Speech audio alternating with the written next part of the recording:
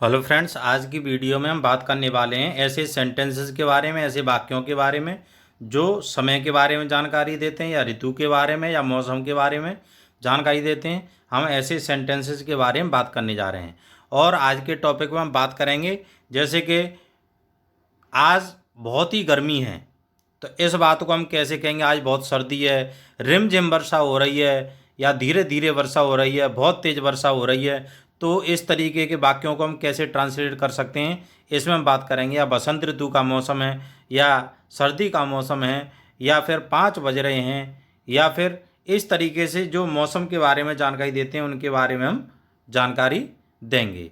तो आइए हम चलते हैं, हम समझते हैं इनको धीरे धीरे और आपके सामने धीरे धीरे 30 सेंटेंस आएंगे।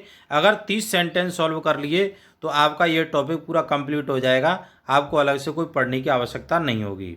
तो देखते हैं, यहाँ पर लिखा हुआ है ऐसे वाक्य इट से आरंभ होते हैं और इट का यहाँ पर कोई भी अर्थ नहीं होता है। तो इट का कोई अर्थ नहीं होता है तो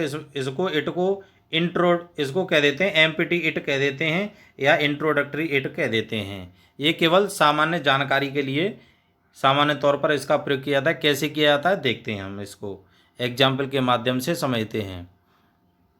जैसा कि पहला सेंटेंस दिया हुआ है 7 बजे हैं, जहाँ पर बजे की बात आ जाए तो वहाँ पर इट का प्रयोग करते हैं। 7 बजे हैं, इट इज़ 7 o'clock। अब हम 7 की जगह पे 8 कर देते हैं तो यहाँ पर 8 o'clock, 9 o'clock, इस तरीके से टाइम को चेंज करके हम लिख सकते हैं। अब सुबह हो गई है तो इट इज़ मॉर्निंग नाउ।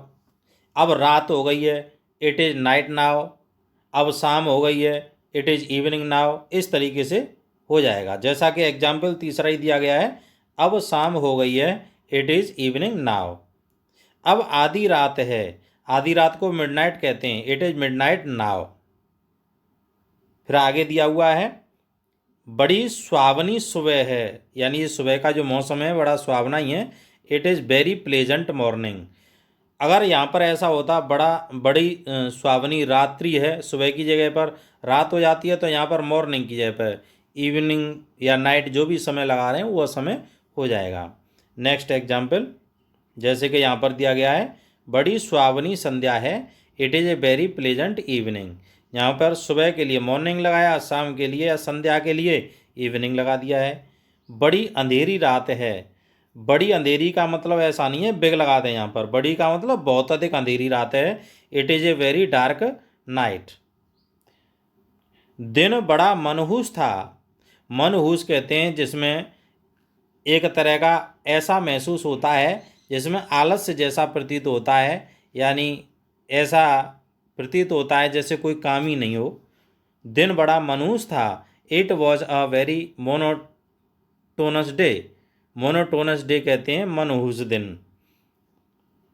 आज सोमवार है, तो यहाँ पर आप देख रहे हैं कि ऐसे वाक्यों में इट का प्रयोग हो रहा है, प्रत्येक सेंटेंस के शुरू में इट का प्रयोग हो रहा है। आज सोमवार है, इट इज़ मंडे टुडे।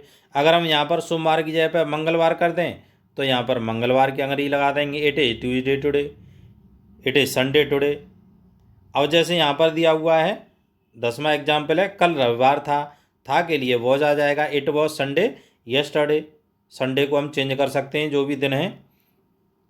अब आगे दिया गया जनवरी का महीना है, it is the month of January, या इट इज़ जनवरी भी लिख सकते हैं, ज़रूरी नहीं है द मंथ ऑफ लगाने की, कोई ऐसी आवश्यकता नहीं है। डायरेक्ट इट इज़ जनवरी भी लिख सकते हैं या it is the month of January. यह वर्ष का सर्वाधिक ठंडा महीना है, it is the coldest month of the year.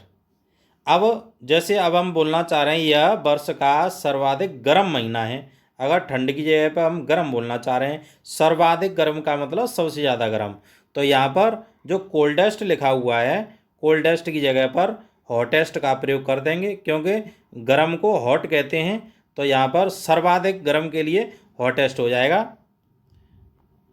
आज जनवरी का दूसरा दिन है, it is the 2nd of January today. अगर यहाँ पर बोलें आज जनवरी का दूसरा की जगह पर तीसरा हो जाए तो यहाँ पर हो जाएगा यहाँ पर 3rd of January। यह वर्ष का पहला महीना है, it is the first month of the year. अगर हम बोलें दूसरा महीना है तो 2nd मंथ, तीसरा है तो 3rd मंथ। तो अभी हमने यहाँ पर 14 एग्जाम्पल देखे। तो अभी यहाँ पर हमने सब जगह पर यही देखा कि शुरू में इट का प्रयोग हो रहा है। तो इट का प्रयोग हो रहा है तो सब में समय के बारे में जानकारी दी जा रही है। अभी और आगे चलते हैं और आगे समझते हैं। हमें यहाँ पर दिखाई दे रहा है 15वां एग्जाम्पल, सन 1947 का वर्ष था, तो इट वॉज 1947। अगर यहाँ 1947 की जगह बोल देते हैं सन 1857 का वर्ष था, तो यहाँ पर 1857 लिख देते हैं हम। जो भी सन होगी वो सन लिख देंगे।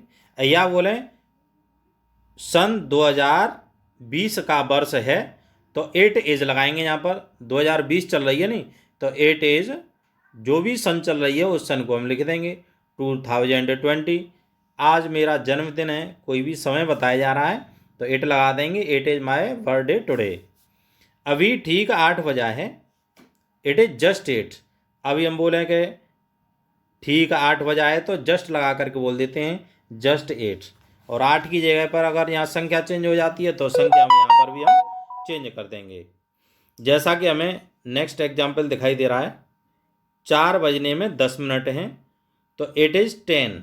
जो भी मिनट बाकी होती हैं, 10 मिनट हैं या 10 मिनट शेष हैं, इट इज़ 10 to 4। 4 बजने में 10 मिनट शेष हैं। अगर बजने वाला जो जिसमें टाइम के बारे में जानकारी दी जाती है, उसमें हमने एक स्पेशल वीडियो बनाया है।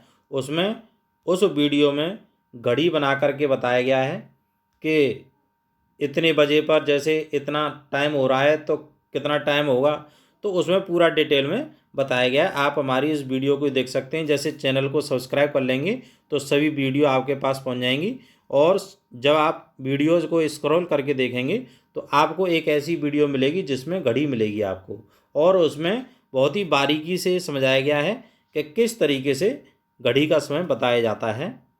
तो देखते हैं आगे। और यहाँ पर आप देख रहे हैं जो 30 एग्जाम्पल आएंगे यहाँ पर, इसमें समय का भी प्रयोग है, मौसम का भी प्रयोग है, दिन का भी प्रयोग है, महीने का भी प्रयोग है, और वर्ष का भी प्रयोग है। लेकिन स्पेशल वीडियो समय वाली हमें आपको वहाँ पर प्राप्त हो जाएगी। नेक्स्ट एग्जाम्पल देखते हैं यहाँ पर। जैसे यहाँ पर दिया था अभी ठीक 8 बजा है, ठीक 8 के लिए हमने बता दिया था जस्ट 8 लगाते हैं। अब 4 बजने में 10 मिनट हैं, इट इज़ 10 to 4। 10 बजने ही वाले हैं, जब कोई टाइम होने ही वाला है, इट इज़ जस्ट ऑन 10। वहाँ पर जस्ट ऑन का प्रयोग कर देते हैं। 10 बजने ही वाले हैं, इट इज़ जस्ट ऑन 10। 11 बजने ही वाले हैं, इट इज़ जस्ट ऑन 11। जो भी टाइम है उस टाइम को हम लिख देंगे। नेक्स्ट है आधी रात होने वाली है, it is getting on for midnight.